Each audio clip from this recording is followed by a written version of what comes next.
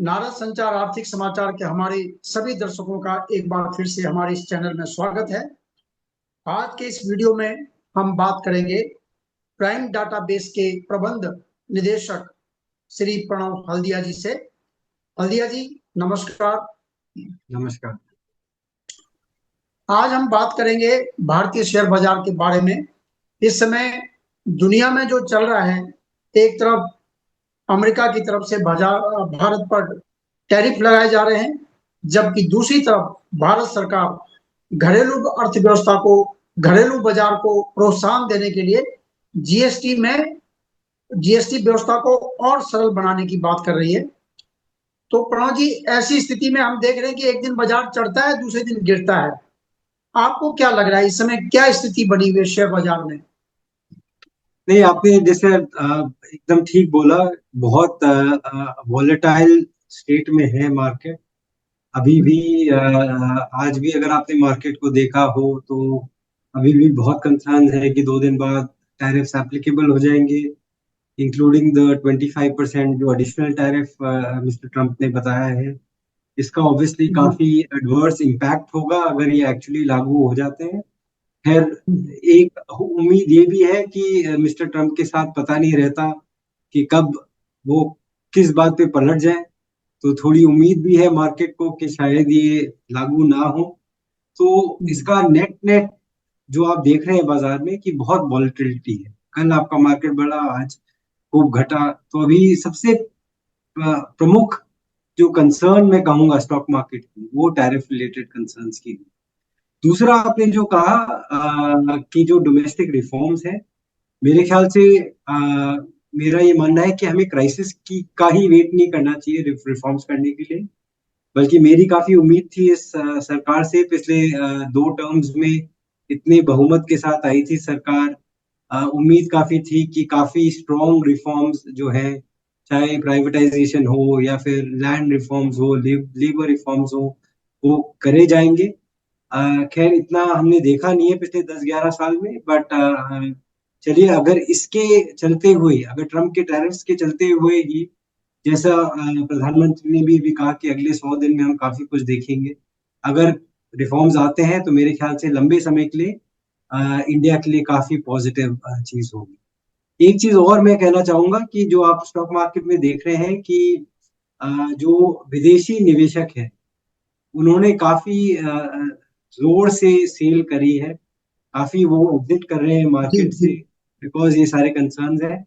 और एक्चुअली जो domestic institution है, हमारे जो डोमेस्टिक इन्वेस्टर्स हैं, जो चाहे म्यूचुअल फंड्स के थ्रू आ रहे हैं या डायरेक्टली आ रहे हैं, उन्होंने एक तरह से मार्केट को सपोर्ट किया हुआ है।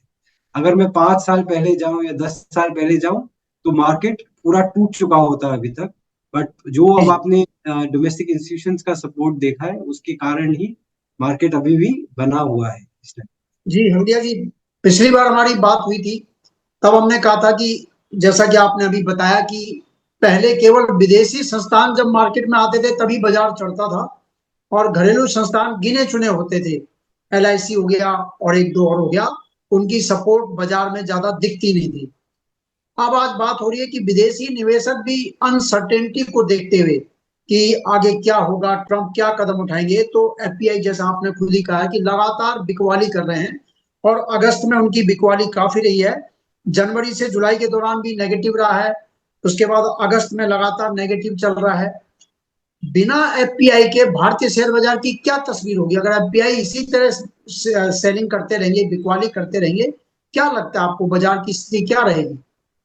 नहीं, ऐसा नहीं है कि पूरा एग्जिट हो जाएंगे।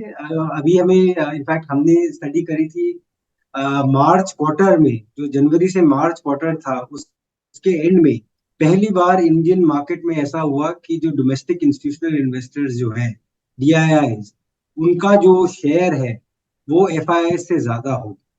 ज्यादा। तो हमें इतना देखना होगा कि एफआईआई इतने सालों तक प्रमोटर्स को छोड़ के सबसे लार्जेस्ट इन्वेस्टर ग्रुप रहे हैं हमेशा।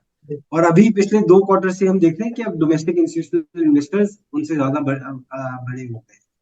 तो एफआईआई का प्रेजेंस हमेशा रहेगा मार्केट में। यस, हमेशा एफआईआई को आप देखेंगे वो डिफरेंट मार्केट्स में अपनी इन्वेस्टमेंट को इवेल्युएट करते हैं। जहाँ पे उनको बेटर रिटर्न की संभावना दिखेगी वहीं पे देखते हैं।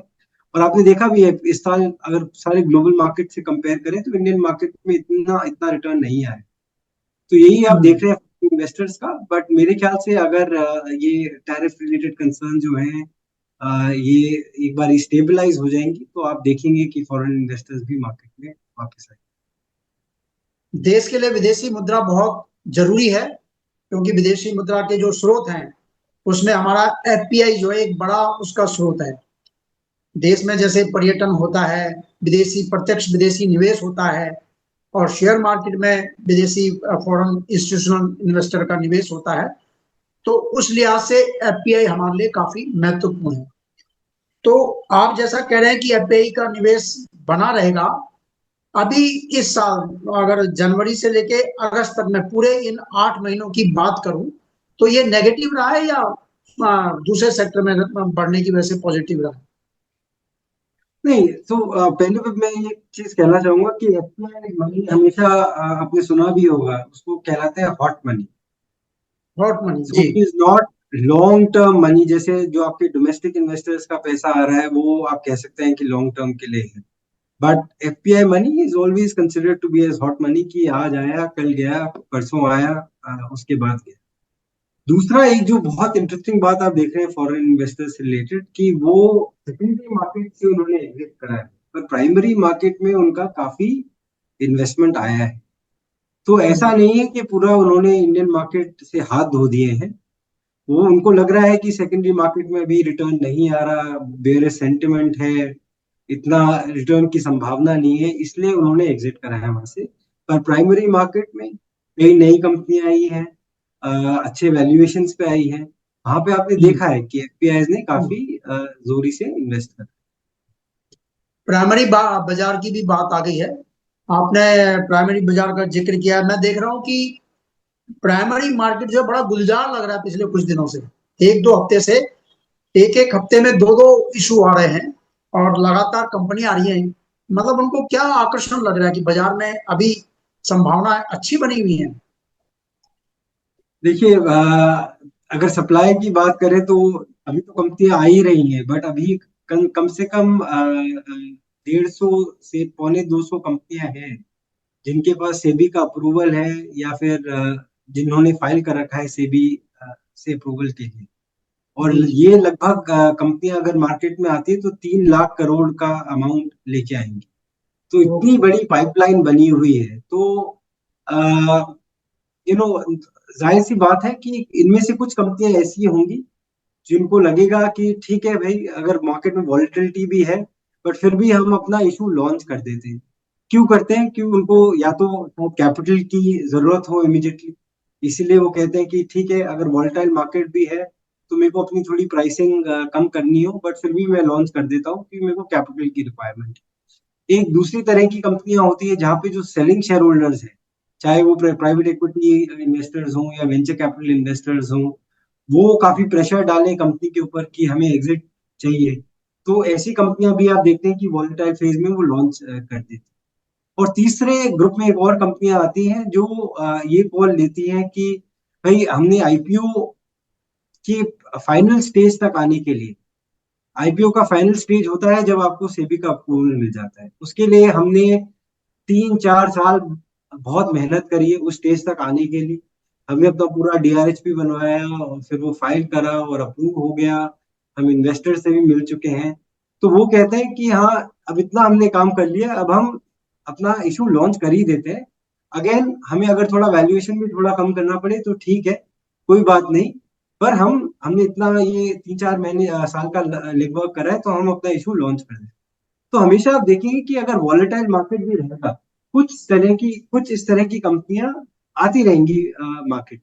और अगर ये सारी जो सेकेंडरी मार्केट में जो कंसर्न चल रही है टैरिफ रिलेटेड, अगर ये रिजॉल्व हो जाती है तो मेरा मानना है कि बहुत आप उछाल देखेंगे प्राइमरी मार्केट में। आपके साथ जो बात हुई उससे मुझे ये लगा कि विदेशी निवेशक भारतीय बाजार की तरफ आते रहेंगे। थोड़ा बहुत अनसर्टेनिटी जो भी रहेगी कि उसमें वो जैसी चीजें ठीक होंगी, उतार चढ़ाव चलता रहेगा जब तक ये मामला बना रहता है। लेकिन भारतीय बाजार उनके लिए आकर्षण का केंद्र बना रहेगा। आपकी बातों से मुझे ये लगता है।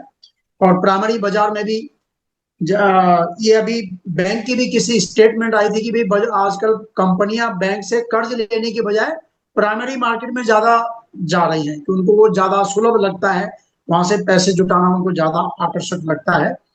तो भारतीय बाजार की ये भी एक खासियत है। आपको क्या उम्मीद लगती है कि मतलब आने वाला जो टाइम है उसमें चीजें बेहतर हो जाएंगी, या ऐसे ही जो अनिश्चितता है वो बनी रहेगी? क्या लगता है आपको, आपकी दूरदृष्टि क्या बोलती है?